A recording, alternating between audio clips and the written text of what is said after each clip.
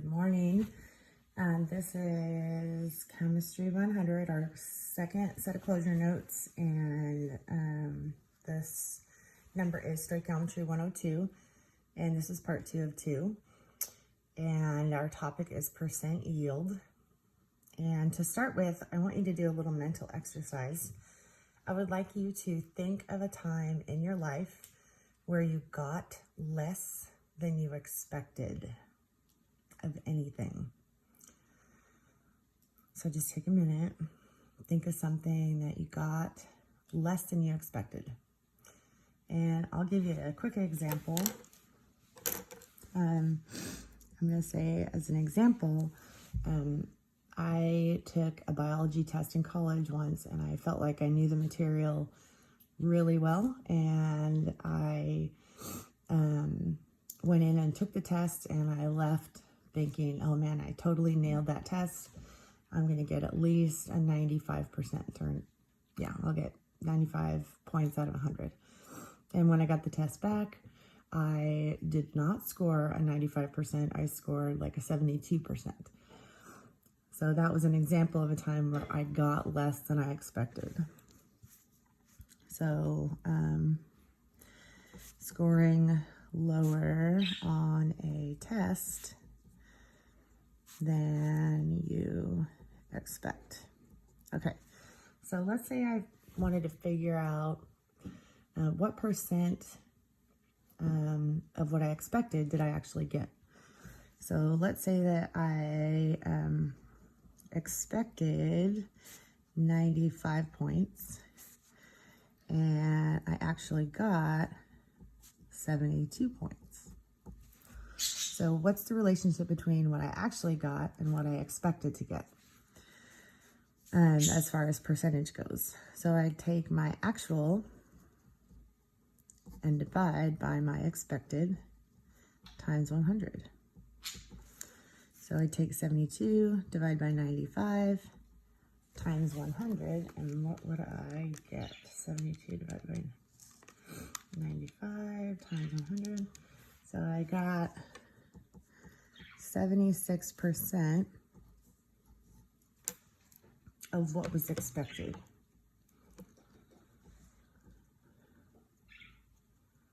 Okay, so that's nice. It's a biology vignette or whatever, little story. Let's talk about how this is related to chemistry. In any chemistry stoichiometry calculation,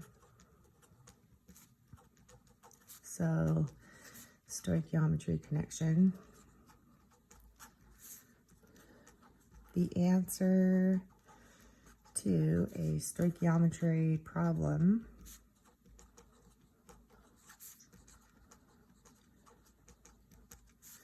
is always an expected value.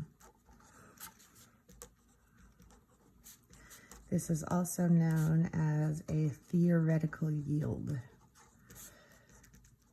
So if I'm asked to answer how many grams of this substance are expected from this many grams of something else, that's a theoretical yield. So in my case, that would have been my 95 points for the test. That's what I expected to get.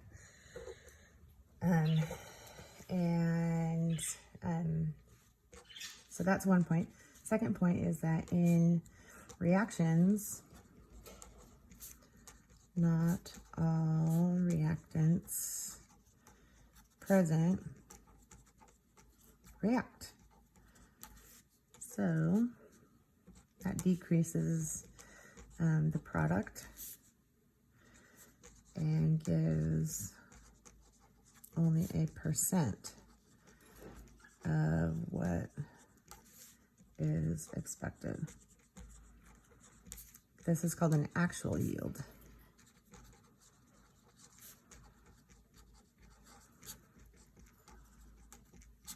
Okay, so in my case, my actual yield, quote, was 72 points. So you have an actual yield and you have a theoretical yield. I often call the theoretical yield the expected yield. And so when we compare what we actually get to what we think we're going to get, gives us a percentage.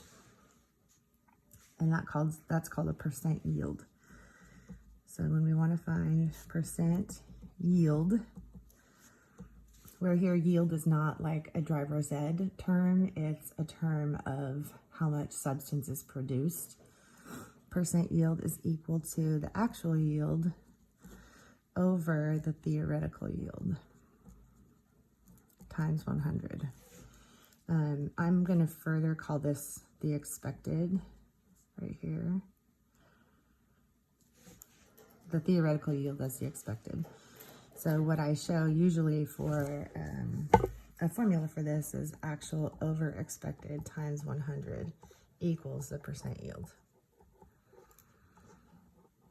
And what we want to remember is that the expected is the answer to a stoichiometry problem.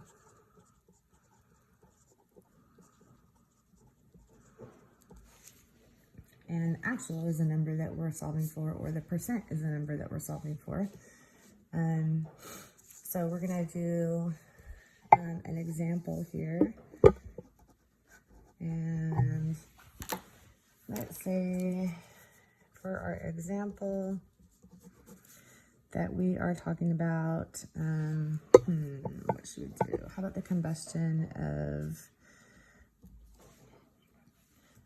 butane, C4H10 plus O2 makes CO2 plus H2O. And let's see, 4, 5. So this needs a 2, this needs an 8, this needs a 10, and that needs a 13. 2, 13, 8, 10. Yes. Okay, so let's say, for example, that we have 25 grams of C4H10 are reacted, and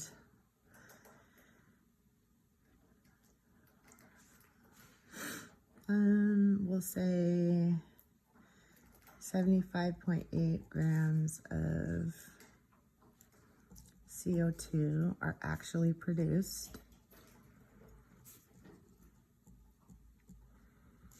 What is the percent yield?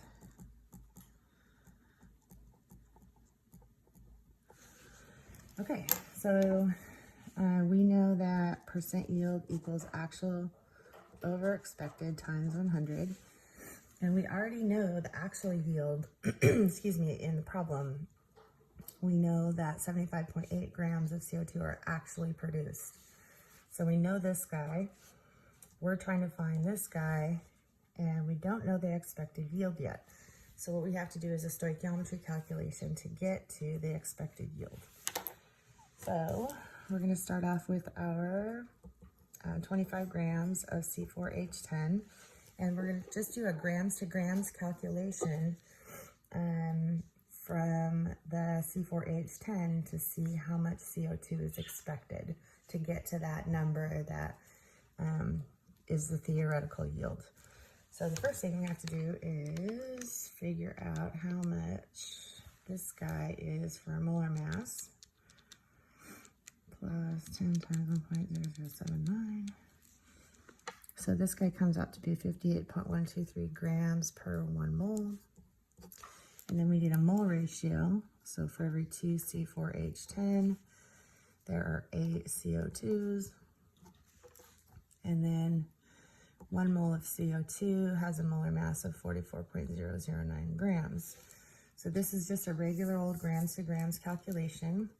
Our grams C4H10 are going to cancel, our moles cancel, and we end up with grams of CO2. This is grams of C4H10. So we're going to go 25 times 8 times 44.09. Divide by 58.123, and then divide by 2. And we get 75.7 grams of CO2 are expected. Ooh, and I made my number a little too high. Oh, well, that's okay. Okay, so if we're gonna do actual over expected times 100, we'll get our actual, which is 75.8, over our expected 75.7. And I'm sorry that this number is bigger than this number. I did not plan ahead on that.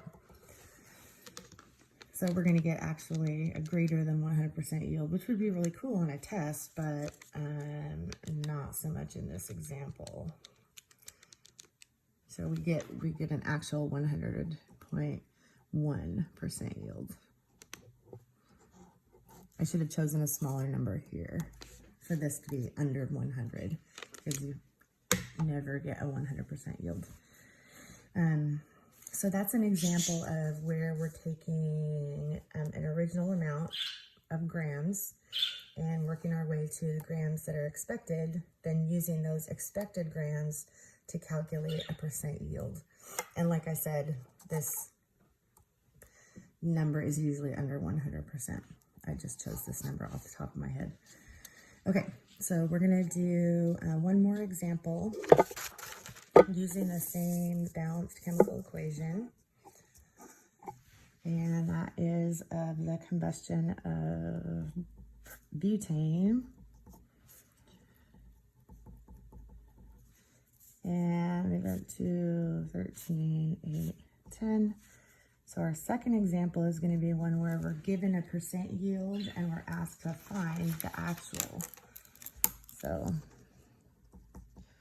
we'll say if 20 grams of O2 react as above,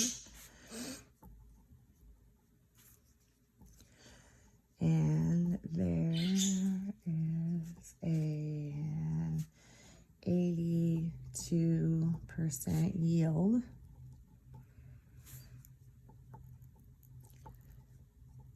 how many grams of water are produced?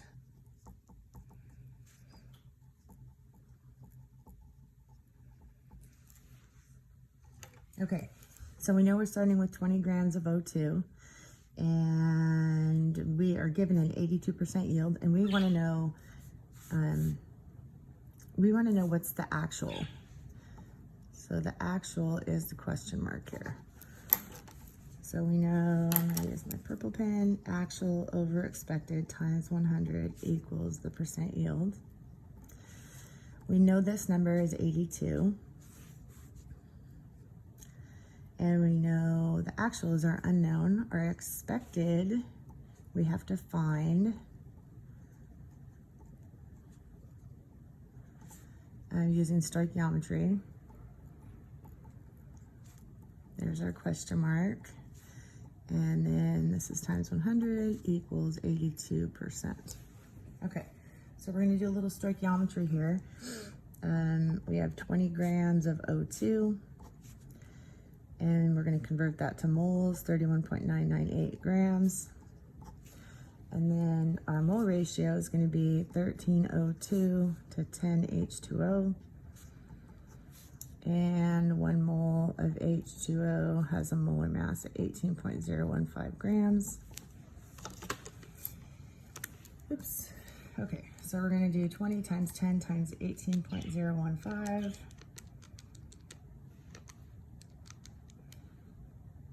Divide by 31.998 and divide by 13. And we get 8.66 grams of water expected. Okay, so I'm just going to rewrite really quick down here. Actual over expected times 100 equals 82%. So our actual is our question mark. So we're going to leave that as A. Our expected goes down here, 8.66 grams, and that's times 100 equals 82%. So we're going to do a little bit of baby algebra, divide both sides by 100, and we get actual over 8.66 equals 0.82, multiplied by 8.66, and our actual is equal to 0.82 times 8.66, and we get 7.10 grams of water actually produced.